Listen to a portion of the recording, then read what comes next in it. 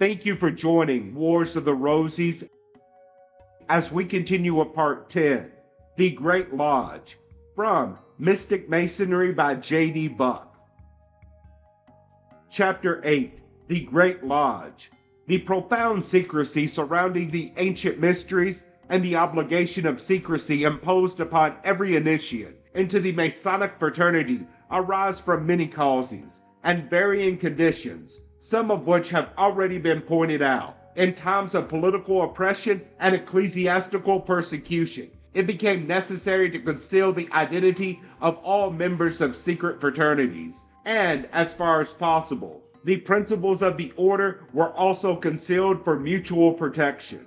When to be known as a Mason or an Occultist was to be hunted down like a criminal, to be imprisoned for life, or perhaps to be tortured and burned. Men naturally concealed their connection with the Lodge, or their interest in the Secret Doctrine. There is probably no degree in Masonry today that has not been invaded by members of religious orders like the Jesuits. Those who are familiar with the principles of these sodalities are well aware that under the plea that the end justifies the means, no member of these bodies would hesitate to take any obligation imposed in order to possess himself of a coveted secret that might support the power and maintain the prerogative of his sodality, knowing in advance that absolution for the crime of perjury in violating his sacred obligation would not only be assured him, but that he would be applauded and perhaps canonized for his zeal and his devotion to religion.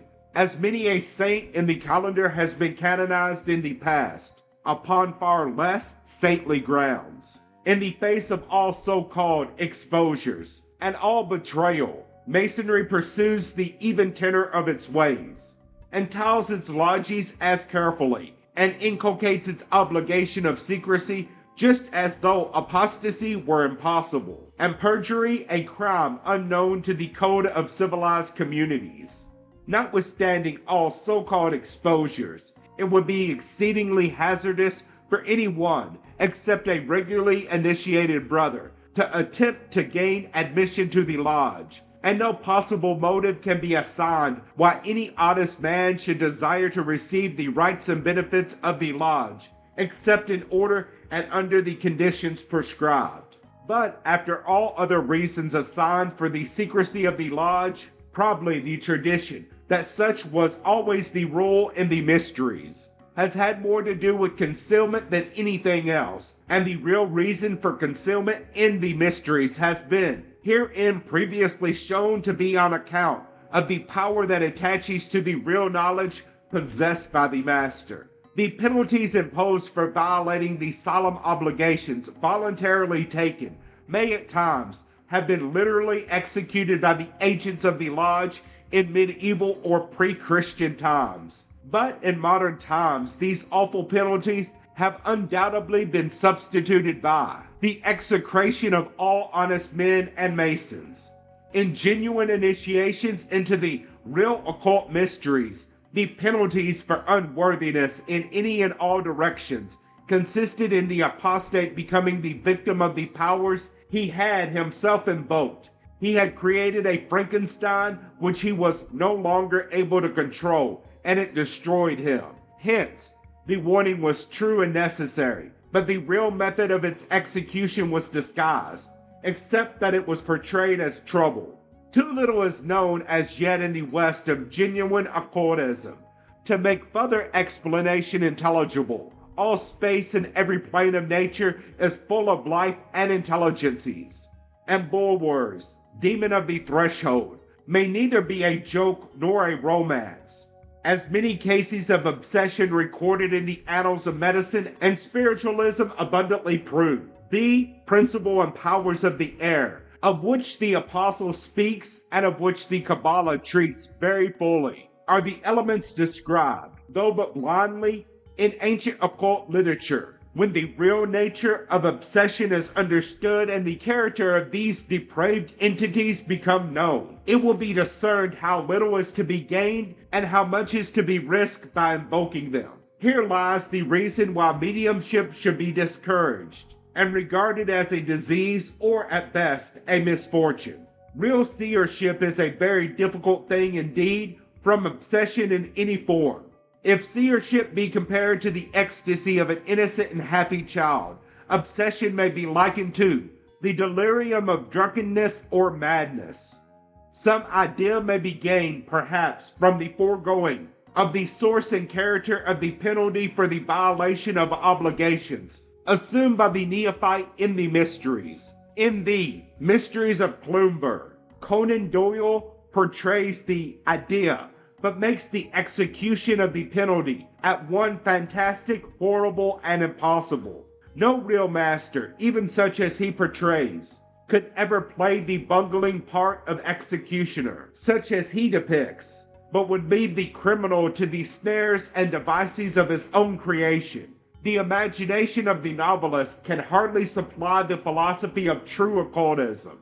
The stories that have come down to us of the magnificent pageantry and the almost superhuman trials attending initiation into the mysteries, from those of ancient Egypt down to Tom Moore's Epicurean, all pertain to the various degrees of the lower mysteries. The secrets of the greater mysteries were never written or told. What they were can only be surmised from a complete philosophical knowledge of what initiation really means, and some ideal as to what the last supreme revelation may be. This has probably never been betrayed in any individual case, nor is it likely that it will ever be revealed, because, as shown in the preceding chapters, it is the meeting face to face with one's own God, the higher self, latent in every man, but now wholly revealed. It concerns the things impossible to utter of St. Paul and initiate. The philosophy of the whole process may, however, be fairly apprehended as the consummation of the higher evolution of man. Thus philosophy, for him who can understand it, takes the place of the whole of the instruction of the lesser mysteries, except such practical experience and final training of the neophyte as enable him to enter the greater mysteries. So far as mere teaching is concerned, or the apprehension of what is to be done, and how philosophy is the teacher, and is better fitted to the present intellectual age than any other form of instruction. When a school for the revival of the lost mysteries of antiquity is established, worthy and well-qualified neophytes will doubtless receive not only instruction, but practical training. Hitherto in this work, hints, outlines, suggestions, and running comments or relations only have been given, and every intelligent reader must have observed the difficulty of describing that which was never intended to be revealed. We may now undertake to give a diagram or a picture of an idea running through all history like a theme in a musical composition. The idea crops out here and there in history, but it is not history for reasons already made clear. The full-page diagram, see frontispiece, is a symbol of the Secret Doctrine and some of its principal ramifications and seats. Like all symbols, it is not the thing symbolized, and, as already declared, it is not a history of the Great Lodge and the Secret Doctrine. If it should by and by be shown that the Great Lodge, historically, had its first seat in Egypt or in Ethiopia, which is possible, instead of Old India, or in Ireland, which is not impossible, or on the continent of Atlantis, which is still more likely, it would not make any difference with our diagram, which, as already repeated, declared,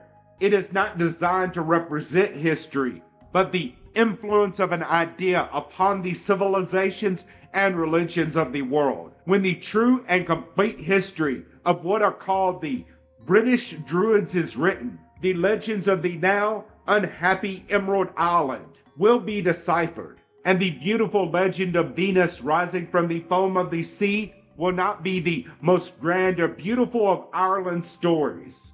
On the scientific presumption that every effect must have an adequate cause, we have the right to assume that the landmarks of Masonry and the traditions of the Secret Doctrine are not without foundation.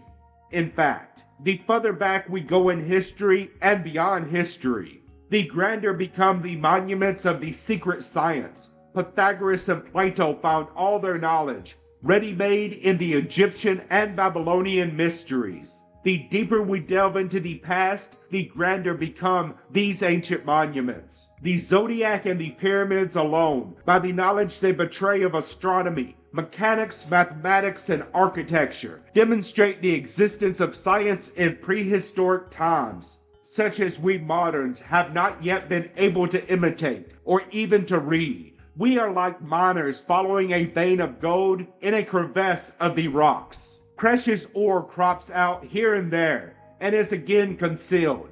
It grows richer as we proceed, till the conviction becomes irresistible that deep in the bowels of the earth or beneath some mountain range, there must be a great pocket, the real source of all this buried treasure.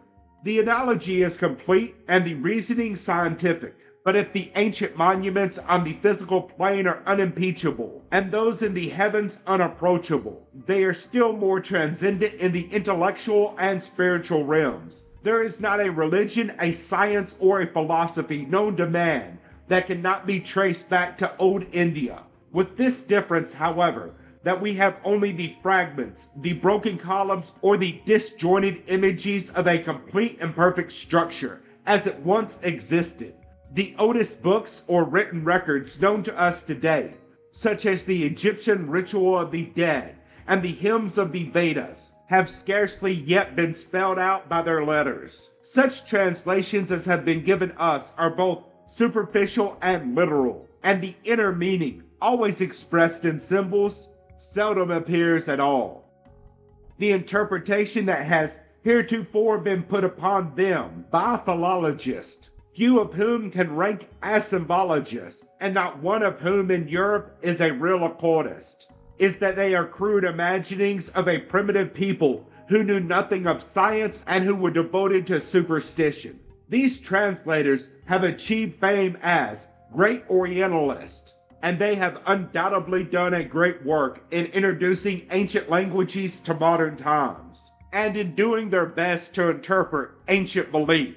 But in nearly all instances, these Orientalists have been biased by the traditions and false lights of modern Christendom. In another chapter of this work, it has been shown what infinite pains have been taken by ignorant monks and by zealous ecclesiastics to obliterate these ancient records, and to deface them by interpolations and forgeries in order that the Christian records and traditions might stand unchallenged. The best of our Orientalists are, even unconsciously, influenced by the results that have been thus achieved. When Western students are capable of apprehending and ready to receive the true interpretation of the ancient symbolism, it is possible that native scholars who not only know Sanskrit, but who are thoroughly familiar with the Secret Doctrine may be found to enlighten them. Take a single instance, the atomic theory, known to have been more or less familiar to certain ancient Greek writers, has made great progress in modern science, but in no form conceived by modern science, and the forms have been many and contradictory. Has this theory proved competent to account for all of the phenomena observed? Still an hypothesis and not a law. The atoms of modern science, whether conceived as solid, fluidic, gaseous, or etheric, for they have been imagined to be all of these, are nevertheless regarded as dead atoms, even when conceived as mere neutral centers or mathematical points. They are still far removed from life or intelligence. Leibniz conceived them as monads, each a living mirror of the universe, every monad reflecting every other. Compare these views, says a modern writer, with that in certain Sanskrit slokas translated by Sir William Jones, in which it is said that the creative source of the divine mind, hidden in a veil of thick darkness, form mirrors of the atoms of the world, and cast reflection from its own face on every atom. We have learned more of radiant matter and the Röntgen ray. We shall have come far nearer this old atomic theory, and matter will no longer be regarded as dead and inert. The hymns of the Vedas were doubtless the original allegorical form of the Secret Doctrine, and the rishis, called gods, but really sublime and perfect masters, were their creators. Antedating the Vedas then was the Grand Lodge of Adepts, who created the religion, inspired the civilization, and taught the profound science that made old India great. If only traditions and broken monuments remain, these still outrank all modern achievements of man. The ancient government was patriarchal. The ruler was also a master initiate, and the people were regarded as his children. In those ancient days, a reigning prince considered it not beneath his dignity to go into the desert alone and sit at the feet of some inspired recluse in order that he might receive more light, which he would again dispense to his people. Instead of teaching superstition and idolatry, when the real meaning of the Vedic symbolism is revealed, it will perhaps be found to be the thinnest veil ever imposed between the sublime wisdom and the apprehension of men. The old gods were the symbolical or personified attributes of nature, through which man was taught to apprehend the existence of the Supreme Spirit. This was not polytheism nor idolatry, but a system of teaching that which could not be altogether defined, and of pointing to that which must forever remain unknown and unknowable by the aid of symbol, parable, and allegory. No word painting known to man seems half as beautiful as some of these ancient parables and allegories. Not only was every oblation of love and duty portrayed, and every joy of home and affection illustrated, and the most common duties of life, feats of valor, devotion, and self-sacrifice depicted, but in a language so musical, and in rhyme and meter so perfect as to make the whole recital more like a symphony than a poem. The whole composition was a mantra. On nearly every page of the Anujata, it is said, in relation to this or that, they relate this ancient story in the form of a dialogue, which occurred so and so. If India today is like an old woman in her dotage, and our priests have turned harpies to devour her remaining spiritual light, the record of primeval greatness can never be dimmed or destroyed. In the olden time, the Brahmin was indeed twice born, and it was the second birth alone that made him Brahmin. The parables, then, were not invented to conceal the truth from those who could not apprehend it, or to keep the people in ignorance, in order that the priest or ruler might preserve their power. Power came not from the people, but from the possession of supreme knowledge. And this knowledge, continually exercised and exemplified, was the badge of office and the sign of authority. To such a priesthood, the people rendered most willingly obedience. The doors of initiation were open to all who had evolved the capacity to know, to dare, to do, and to keep silent in regard to that which should not be prematurely revealed. With the light of the Great Lodge standing in the midst, the religion of the people was a perfect representation of science and philosophy, in which superstition and idolatry found no place. Hence the symmetry in our diagram of the old wisdom religion. The religion of India, being thus inspired by the Great Lodge, was expressed in the hymns of the Vedas. This was the old Brahmanism, the religion of Brahma, the father-mother of all. But in time the priesthood became corrupt. The people forsook the ancient worship. Then came Krishna and later Buddha to restore that which was lost. The Brahmins, now no longer twice born, but a priestly caste, jealous of power, since they were no longer real masters, arose in rebellion, and the mission of Buddha largely failed in India, found its principal converts in Ceylon, in distant lands and the Isles of the Sea. The religions of Egypt and Chaldea had back of them the same secret doctrine or mysteries, and they were also both scientific and philosophical. But Egypt and Chaldea repeated the folly of India and perished with the degradation of their religions. Traditions of the secret doctrine still existed, and masters like Hermes, Zoroaster, Confucius, and Lao Zad appeared in different lands from time to time to revive the old religion under new names. and often under a different form of symbolism. Pythagoras and the schools of the Persian Magi for many centuries kept the true light burning. The conquest of Egypt by Cambyses, as already referred to, completed the ruin of the land of the pharaohs, and Pythagoras and Plato became the links between the old philosophy and the Christian error, together with the Jewish Kabbalah, derived jointly from the mysteries of Egypt and Chaldea, though more largely perhaps from the latter. From the Essenes, the schools of Alexandria, then in all their glory, from the Kabbalah and the philosophy of Plato, the Christian mysteries were derived. During the first 3 centuries of our era, these doctrines flourished, but were finally crushed by the conquests of Constantine, and then came the Dark Ages. The religion of Jesus was in every respect that of the mysteries. It was the same old wisdom religion, though the ethical features were more pronounced, as being most needed among what was called a generation of vipers and a stiff-necked and rebellious people. The ethical teachings of Jesus in time gave place to a priestcraft, and sacerdotalism to worldly power and conquest, and the religion of Constantine was finally replaced by the Holy Inquisition, a religion of torture and bloodshed. The Sufis among the conquering Mohammedans knew the secret science, but their power paled in the presence of the sword of the prophet. Freemasonry, though not a lineal descent of the ancient mysteries, may justly be regarded as a connecting link between the ancient wisdom and modern times.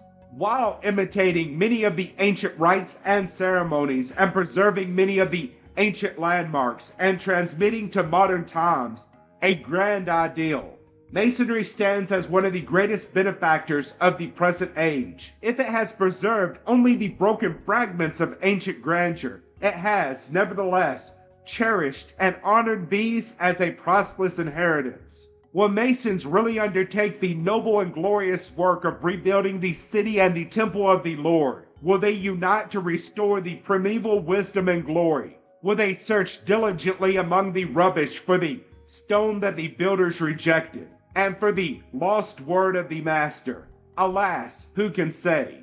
There is another link to our chain of evidence and line of transmission: the grips, signs, and passwords by which a Mason recognizes a brother pertain to the lesser mysteries. The real master knows his fellows by other signs. It has elsewhere been shown that the true adept is both clairvoyant and clairaudient. There is a magnetic atmosphere or radiation around every human being, and indeed, something of the kind around every animal and every inanimate object. Everyone feels this magnetic aura when coming in contact with others, even though they may see nothing, and may often be unconscious of its effects. This atmosphere of the individual is the source of what is called sympathy and antipathy, or attraction and repulsion. It is not imaginary, but real. It is the focalized result of individual character and contains all the potencies and qualities of the individual's life. It is composed of matter, is magnetic, has a definite mode of motion, and a definite color. It may be absorbed by or transmitted to another. The vibrations incident to it are the coordinate result of the combined and varying activities of the principles in man. The keynote in every individual is thus determined as a scientific fact in matter, in the sensualist and in all those who are degraded by passion and selfishness. The color of this aura is red, like the comb of a cock, and the sensation which it produces upon the sensitive and pure is often described as hot and stifling. In an individual who is unselfish and pure-minded, the color may alternate between a golden yellow and blue, and the effect described by the sensitive is that it is cool, restful, and inspiring. If the foregoing is true, and it is easily verified, and if a real master is able to see all of these conditions, which are usually invisible to others, he would hardly need to depend upon grips, signs, or passwords to recognize a fellow. Man betrays his character, his heredity, his ideals, and all his past lives in every lineament of his face, if the contour and pose of his body, in his gait, in his handwriting, in the lines in his hands, in the tones of his voice, in the expression of the eye. In short, no man possesses character. Character is that which he altogether is, and not something apart from himself. One need not be a master to discover all this. He need only to observe, to think, and to reason on what he sees. In even the ordinary walks of life, the artist, the musician, the mechanic, all recognize their fellows by signs that are familiar and unfailing. It can hardly be imagined that in the higher science, and in the case of the deeper student or adept, the signs of character should be less pronounced, or less plain, or that the adept, possessed of far finer senses and a wider range of knowledge, should fail in interpreting them. The individual who is really sincere and devout will never fail to recognize sincerity and true devotion in an acquaintance or in any character in history that possessed these virtues. Hence it is that the student of the sacred science or occultism, though not himself an adept, learns to recognize by unfailing signs those in the present or in the past who really know the true wisdom. Its signs and symbols are not the stolen shibboleths by which the real student can be betrayed. Every Mason knows even of the picture language or art speech, to be able to speak of many things in the presence of others without revealing the secrets of the lodge. Even the criminal classes have their dialects or patois. History is full of pretenders in occultism. Pretension alone is a sign of ignorance, and the proposition to sell the truth is always a sign of fraud. There are, however, many names in history that have been covered in obloquy, and their possessors charged with fraud and imposition, who were nevertheless genuine adepts, if not perfect masters. We must distinguish between self-conviction that comes from the pretender's own mouth and those accusations that come from others and are unsupported by evidence. The pretender is often loaded with honors and found rolling in wealth as the reward of deceit and lying, of fraud and corruption, which he is shrewd enough to conceal. On the other hand, the real master is often gibbeted by the populace and anathematized by the church, because he is neither time-serving nor willing to barter the truth for gold. All along the line of history may be found those who possess the true light, concealing both their wisdom and their own identity from vulgar notice and foolish praise. They have walked the earth unseen and unknown to the many, but always known to their fellows, and to all real seekers after true wisdom.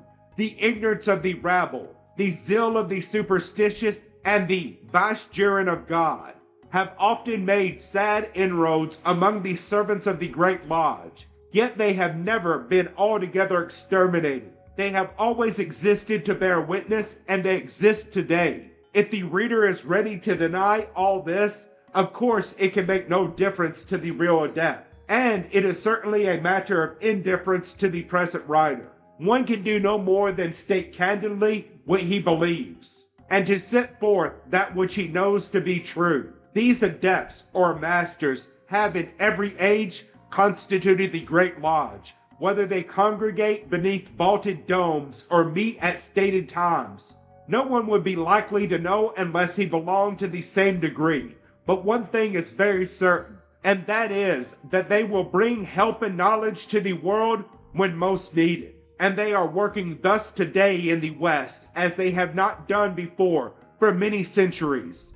They are enabled to work now because the ground has been prepared for them by one who knew, and who served them to the death in the face of scorn and slander. They have been aided also by many ignorant but faithful believers in their existence and in their work, who have been rewarded at every step by more light. Almost coincident with the close of the present century is the close of a great cycle, namely the first cycle of 5,000 years of the Kali Yuga. Aside from unusual astronomical conjunctions, many perturbations in space, earthquakes, cyclones, and tidal waves, there are also predicted great social upheavals, political changes, and both mental and physical epidemics. In other words, as is already apparent to all who read the signs of the times, the present is a transition period, and whatever influences are to mold the coming century must begin their operations at the present time.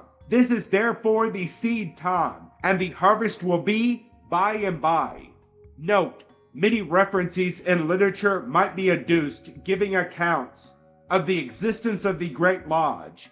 Two of these may here be mentioned, viz. That given in the life of Apollonius Tyanaeus, of his visit to the Adepts of India, and the account of Flamel and the Adepts in an old book called Hermippus Redivivus by Campbell. The present object is, however, rather to unfold a philosophy than to gather facts, to explain what a master may be, rather than to point out their abodes.